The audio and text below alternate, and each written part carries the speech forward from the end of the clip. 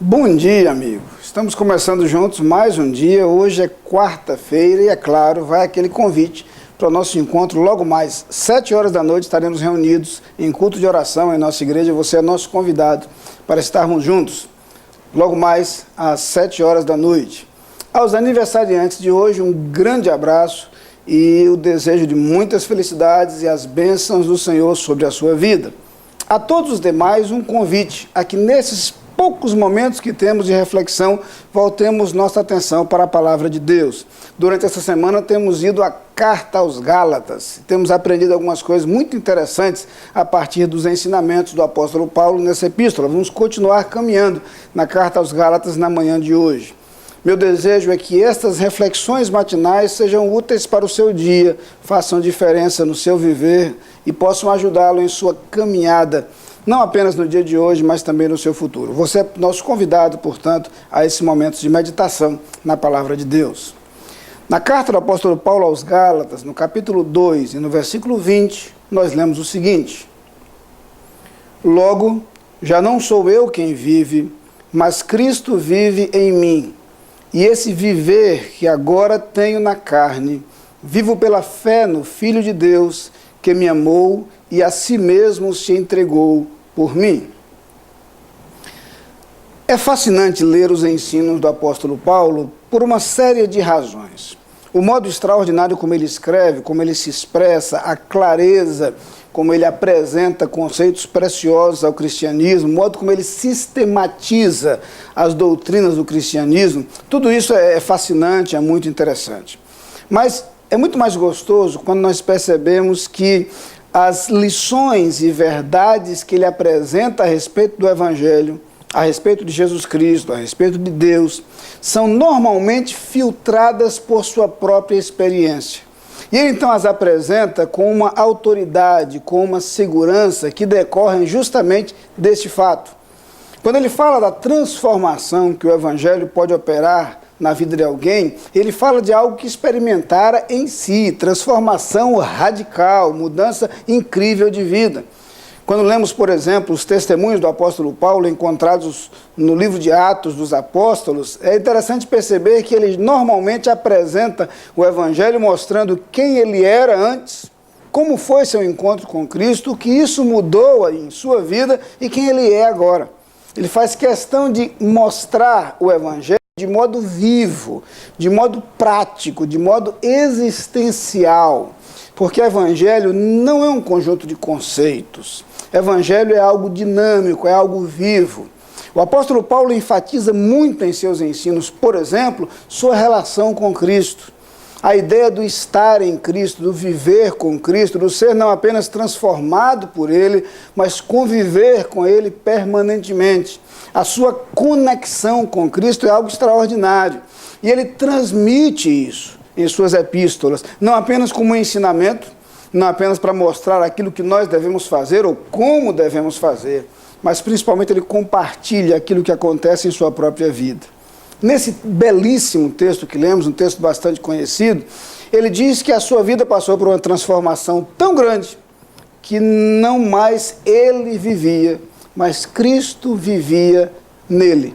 Significa dizer que Cristo estava intimamente conectado com o seu interior e com a sua vontade, com suas decisões.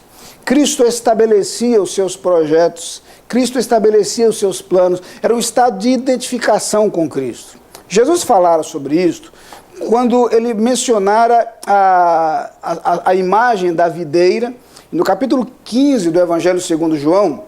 Ele diz que é a videira, nós somos os ramos, e aí fala da conexão entre os ramos e a videira, os ramos e o tronco da árvore.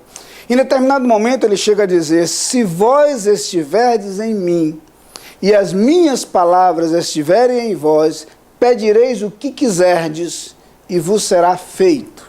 Jesus falava de um estado de identificação, de conexão, de sintonia. E uma sintonia tão intensa e tão grande que ele estava certo de que aquilo que nós pediríamos nesse estado seria justamente o seu projeto e o seu plano. Ele tinha certeza, então, que atenderia a qualquer pedido e a qualquer desejo do nosso coração, porque os desejos do nosso coração estariam refletindo naturalmente a sua influência, a sua presença e o seu comando. Paulo experimenta isto.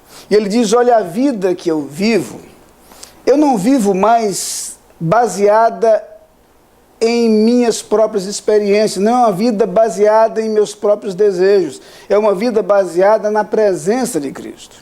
É uma vida que está fundamentada no agir de Cristo em mim. Vivo essa vida ainda na carne, mas eu a vivo pela fé no Filho de Deus. E há uma razão para isto. Esse Filho de Deus me amou. Esse Filho de Deus se entregou por mim. Esse Filho de Deus já deu provas, já deu uma demonstração clara e inequívoca de que me ama mais do que eu mesmo me amo. Vale a pena entregar a minha vida ao seu comando. Vale a pena confiar a minha vida a estes filhos de Deus, a esse Senhor Jesus, na certeza de que Ele dirigirá os meus passos da melhor forma. Paulo então experimenta um relacionamento com Cristo tão íntimo, tão próximo e tão pessoal, que ele ousa dizer, não vivo eu, mas Cristo vive em mim.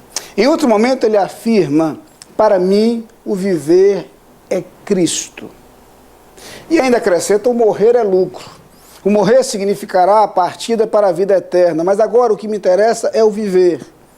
E enquanto eu vivo, eu permito que Cristo viva em mim. Eu permito que Cristo realize em mim a sua vontade. Eu permito que Cristo conduza os meus passos. Eu permito que Cristo dirija o meu viver. E eu passo a experimentar em minha vida a sua vontade. Esta vida plena, que realiza, é a vida de satisfação experimentada pelo apóstolo Paulo, que ele estende a nós.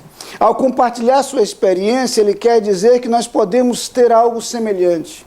Nós podemos buscar uma conexão, uma sintonia, um relacionamento pessoal com Cristo, através da sua palavra, que nos permita viver uma vida marcada pela presença de Cristo. E uma vida que reflita a presença, o caráter e o agir de Cristo em nós. É esta proposta que Ele tem a nos fazer. Vamos orar. Pai querido, muito obrigado porque podemos conhecer a Cristo e tê-lo como Salvador. Muito obrigado, porém, Senhor, porque podemos ir além disso e podemos experimentar a vida de Cristo em nós. Podemos experimentar sintonia com Ele. Podemos permitir que Cristo dirija os nossos passos e o nosso caminhar. Muito obrigado, Senhor, pela experiência de vida plena que podemos ter em Jesus Cristo. E eu te peço, Pai, que cada pessoa que nos assiste nesse instante conheça a Cristo e o tenha não apenas como Salvador, mas como Senhor. Amém.